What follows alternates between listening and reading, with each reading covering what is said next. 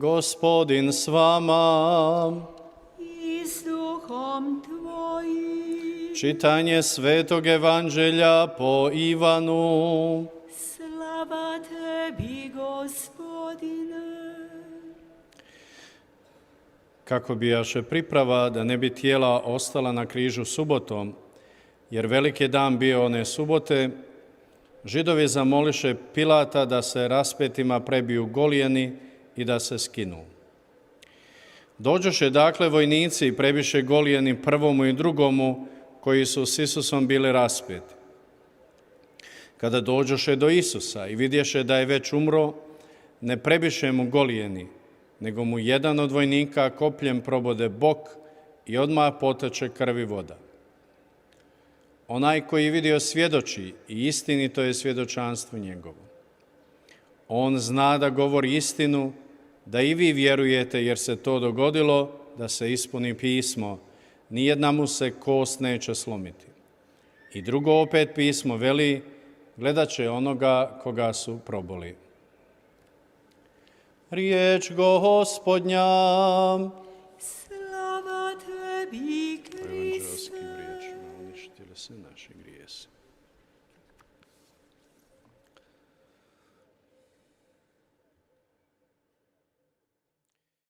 Braćo i sestre, svetkovina srca Isusova koju slavimo danas 형제자매 여러분, zapravo je snažna biblijska, 오늘은 예수 성심 대주기를 지내고 있습니다.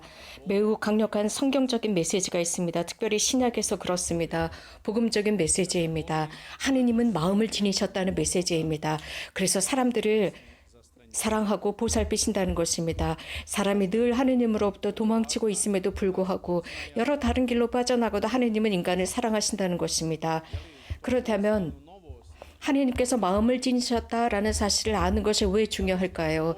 정말 종교사에서는 매우 특별하고 혁신적인 소식입니다. 이러한 질문에 답하기 위해서 우리는 수천 년 전으로 되돌아가 보아야 합니다. 즉, 대부분의 인류가 다신을 섬기던 시대였습니다. 이러한 다신들, 상상의 신들에게 인간은 희생제물을 봉헌했는데 그것은 자신들의 밭에서 수확한 채소나 과일, 동물들뿐만 아니라 자신들의 아들과 딸들까지도 이러한 신들에게 바쳤습니다. 이러한 신들을 잠잠하게 하기 위해서였습니다. 또 이러한 다신들, 신들을 인간에 피해 주려 있었습니다. 그래서 늘 그들은 만족해하지 못했습니다. 또 좀 더 문명이 나아졌을 때 예를 들어서 그리스 시대, 그리스 문명에도 마찬가지로 이 신들은 끊임없이 무엇인가를 원했습니다. 그리스 신화에 보면 신들은 사람들과 함께 살면서 특히 올림푸스 산에 살면서 할 일이 없었습니다. 아무것도 할 게 없었습니다. 이러한 지루함 속에서 그들은 사람들, 그의 운명을 가지고 장난을 했습니다. 그래서 사람의 운명에 저주나 혹은 질병을 가져다 놓았고 아주 잔인한 방법으로 사람들을 괴롭히곤 했습니다.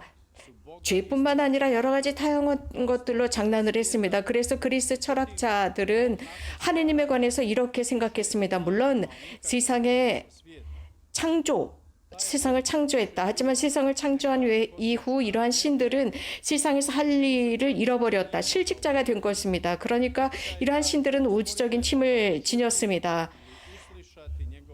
이러한 우주적인 힘을 지녔지만 인간은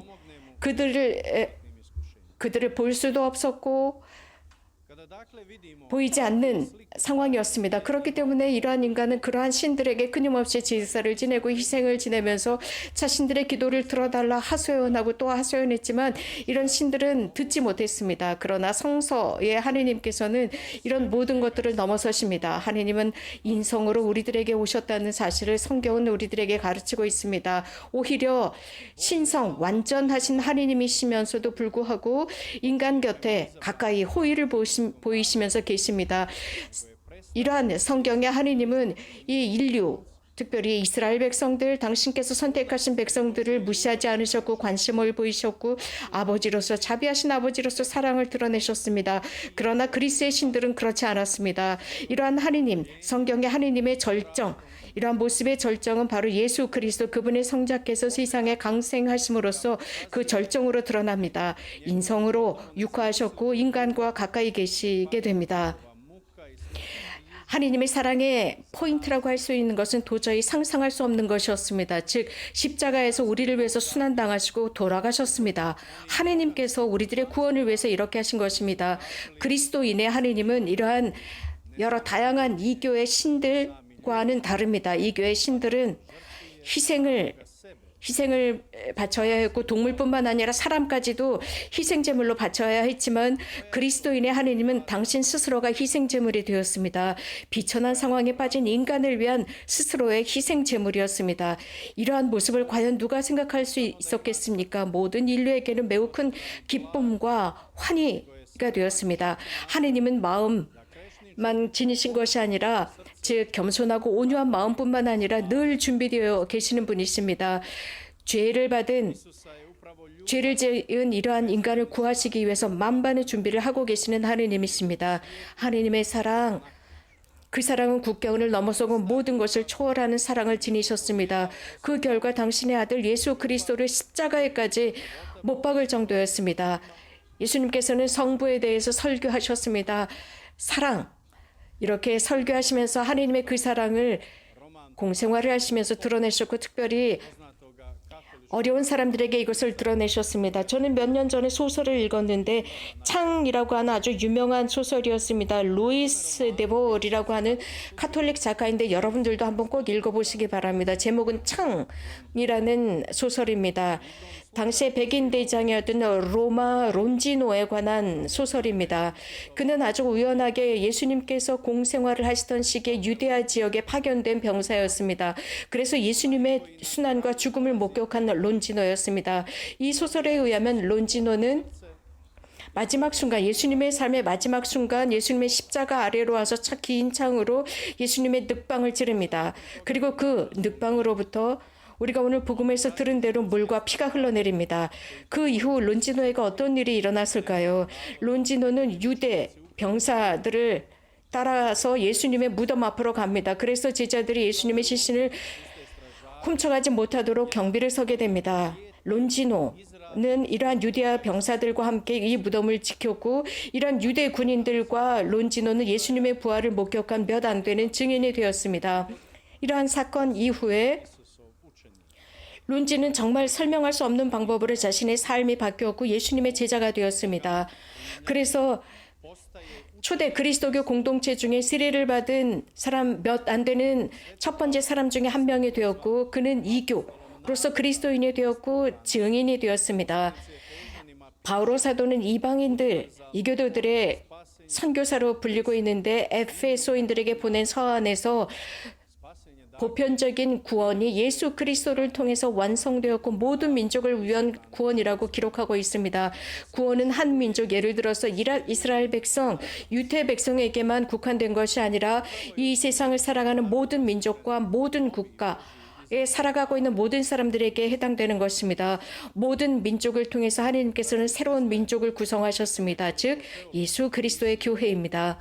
형제자매 여러분, 몇몇 신학적인 사고에 의하면 하느님은 마음을 지니셨습니다. 그분의 사랑은 생생히 살아있고 그분의 사랑의 절정은 이렇게 창에 의해서 상처받은 예수 그리스도, 십자가에 달리신 예수 그리스도의 그 마음으로부터 드러납니다. 우리는 이제 현재로 되돌아와서 자문해 보아야 합니다. 우리는 그렇다면 하느님과 어떤 관계를 맺고 있을까? 우리들의 마음은 어떤 상태일까입니다. 어쩌면 내 손에 창이 없을 수 있습니다. 론지노처럼 예수님의 마음을, 그 가슴을, 늑방을 찌르지는 않지만 혹시 보이지 않는 창으로 예수님의 마음을 찌르고 있는 것은 아닐까요? 많은 사람들은 입으로 예수님의 성심을 저주하고 욕을 하고 있는 사람들이 있습니다. 예수님과의 관계, 성인들과의 관계, 그들의 유일한 관계는 아주 상욕을 하고 욕설을 매일 퍼붓고 있습니다. 우리들 중에 누군가는 오랫동안 자신들의 가족들을 저주한 사람들은 없습니까? 우리 이웃들을 미워하고 원망한 적은 없습니까? 그래서 그들에게 악을 행하려고 하고 그들에 관해서 험담하고 악담을 하고 욕설을 퍼부은 적은 없는지 자문해 보아야 합니다. 우리는 수십 년 동안 이렇게 하나님께서 우리들에게 주신 그 많은 탤런트를 이런 식으로 죽이고 있는 것은 아닌지 보아야 합니다. 혹은 게으름 속에서 하나님께서 우리들에게 주신 그 모든 좋은 것들을 소모하고 있는 것은 아닌가요? 악습 속에서, 게으름 속에서 이런 것들을 소모하고 있지 않은지는 보아야 합니다. 그래서 우리 모두가 보이지 않는 그 예수님 곁에 묶여있는 그 도둑들 같은 모습은 아닌지 보아야 합니다. 이런 식으로 우리는 예수님의 마음을, 그분의 심장을 찌를 수 있습니다. 그래서 하나님께서 우리들에게 주신 이러한 모든 것에 관해서 감사를 드리지 못합니다. 가장 심각한 것은 하나님께서 우리들에게 주신 착한 행실에 대해서 이런 식으로 보답하는 것입니다. 형제자매 여러분, 그 사랑 앞에서 우리도 사랑으로 대합해야 합니다. 우리들의 삶을 하나님께 드려야 합니다. 그분께서 먼저 생명을 주셨기 때문입니다. 무엇보다도 가장 먼저 하나님을 사랑하는 것이고 이웃을 내 몸처럼 사랑하는 것입니다. 그렇기 때문에 절대로 우리들의 주님의 성심을 짓밟지 맙시다. 우리들의 삶과 우리들의 죄와 우리들의 발로 그분의 성심을 짓밟는 일을 하지 맙시다. 오늘 우리가 지내고 있는 예수 성심 대축일은 하느님의 사랑의 축제일입니다. 그 사랑은 십자가에서 마감되었지 않았습니다. 오히려 확장되었습니다. 우리 시대까지 확장되었고 이 세상 끝날까지 확장됩니다. 특히 사랑은 성체 성사 안에 함축되어 있고 성체를 영하는 행위 속에 함축되어 있습니다. 우리가 미사에 참여하면서 그리스도의 피를 마시고 그리스도의 몸을 먹습니다. 그분의 피는 우리들의 구원을 위해서 흘려진 피입니다.